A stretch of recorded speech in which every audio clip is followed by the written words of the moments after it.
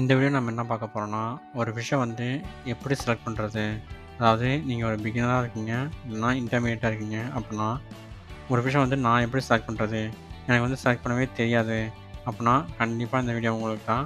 இந்த வீடியோ கடைசி வரைக்கும் பாருங்க. உங்களுக்கு தெரியாத நெறைய விஷயம் இந்த வீடியோல இருக்கு. வாங்க வீடியோக்குள்ள போலாம். ஓகே.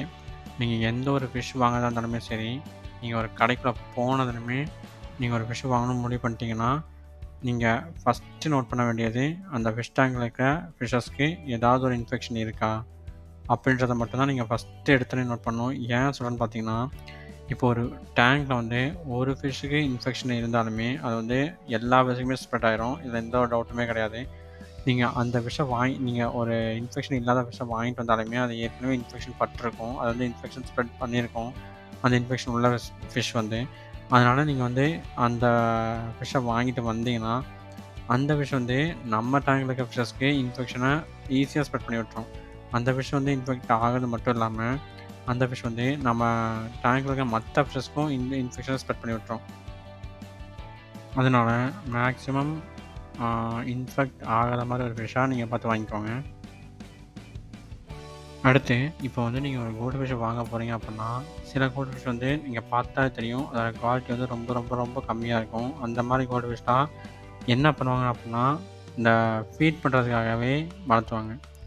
அதாவது இந்த அரோனாக்கோ, இல்ல ஃப்ளவரானுக்கோ இந்த மாரி அக்ரெசிவான ஃபிஷஸ்க்கு ஃபீட் பண்ணுறதுக்காகவே வளர்த்துவாங்க. அந்த மாரி ஃபிஷ்ஷ நீங்க வாங்கிட்டு வந்தா என்ன பிரச்சனையாகும் அப்படின்னு கேட்டிங்கன்னா, அந்த மாரி ஃபிஷ் வந்து ரொம்ப நாள் வந்து உயிரோட இருக்காது. அதோட மெயின் எய்மே அந்த மாரி ப்ரெடிட்டர் ஃபிஷ்ஷுக்கு ஃபீட் பண்ணுறது மட்டும் தான். ஆனா சில கடையில என்ன பண்ணுவாங்கன்னு பார்த்தீங்கன்னா, அந்த ஃபிஷஸையுமே ஆ நம்ம டேங்க்ல விக்கிறதுக்காக வச்சு வளர்த்துட்ருப்பாங்க. இது வந்து ஒரு பிகினரா இருந்தாங்கன்னா, இல்ல ஒரு இன்டர்மீடியேட்டா இருந்தா கூட, இந்த வந்து ஒரு கோல்டு ஃபிஷ் தானே என்ன இவ்வளோ கம்மியா இருக்கு அப்படின்னு சொல்லிட்டு, அந்த ஃபிஷ்ஷ வாங்கிட்டு போயிருவாங்க. வாங்கிட்டு போனதுக்கப்புறம் கொஞ்ச நாள்ல ஒரு மேக்ஸிமம் 1 மாசத்துல அந்த ஃபிஷ் வந்து ஆட்டோமேட்டிக்கா இறந்து போயிரும். நம்ம வந்து ஒரு நல்லா கேர் பண்ணாலுமே, அந்த மாரி ஃபிஷஸ்லாம் இறந்து போயிரும். அதனால உங்களால முடிஞ்சுச்சுன்னா, அதாவது உங்களால ஒரு லோ குவாலிட்டி ஃபிஷஸ் கண்டுபிடிக்க முடிஞ்சுச்சுன்னா, அதாவது கோல்டு ஃபிஷ்ஷ பார்த்தாலே தெரியும். ஒரு நல்ல கோல்டு ஃபிஷ் வந்து நல்லா டார்க் கலர்ல இருக்கும். ஆனா, இந்த மாரி கோல்டு ஃபிஷ் வந்து ரொம்ப ரொம்ப லைட் கலர்ல இருக்கும். இப்படி இருந்துச்சுனாலே அந்த கோல்டு ஃபிஷ் வந்து நீங்க வாங்குறத மேக்ஸிமம் அவாய்ட் பண்ணிக்கோங்க. அடுத்து ஒரு முக்கியமான விஷயம் என்னன்னு பார்த்தீங்கன்னா, நீங்க என்ன ஃபிஷ் வாங்க போறீங்க அப்படின்றத நீங்க முன்னாடியே முடிவு பண்ணிறணும்.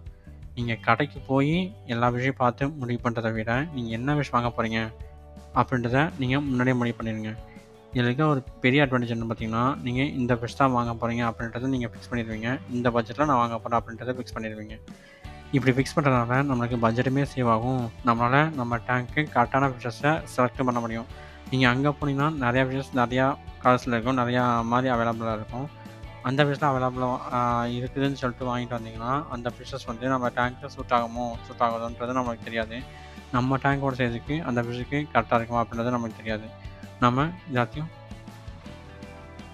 முன்னாடியே பார்த்துட்டோம்னா, இவ்ளோ பிரச்சனை வந்து நம்மளுக்கு வராது. நம்ம ஈஸியா நம்ம டேங்க்கு கரெக்டான விஷயத்த வந்து நம்ம சூஸ் பண்ணி வாங்கிட்டு வந்துக்கலாம். இதெல்லாம் நீங்க ஃபாலோ பண்ணாலே போதும். உங்களால ஒரு பெஸ்ட் ஃபிஷ்ஷ வந்து செலக்ட் பண்ண முடியும். இத தவிர வேற ஏதாவது டவுட் இருந்தாலும், இல்ல இதே மாரி வேற ஏதாவது வீடியோ வேணும்னு உங்களுக்கு தோணுச்சுனாலும், இந்த வீடியோ கீழ கண்டிப்பா கமெண்ட் பண்ணுங்க. அந்த வீடியோ நான் உங்களுக்காக அப்லோட் பண்ணி தரேன். அப்புறம் இந்த வீடியோ பிடிச்சிருந்துச்சுன்னா, லைக் பண்ணுங்க, ஷேர் பண்ணுங்க, மறக்காம சப்ஸ்கிரைப் பண்ணிடுங்க.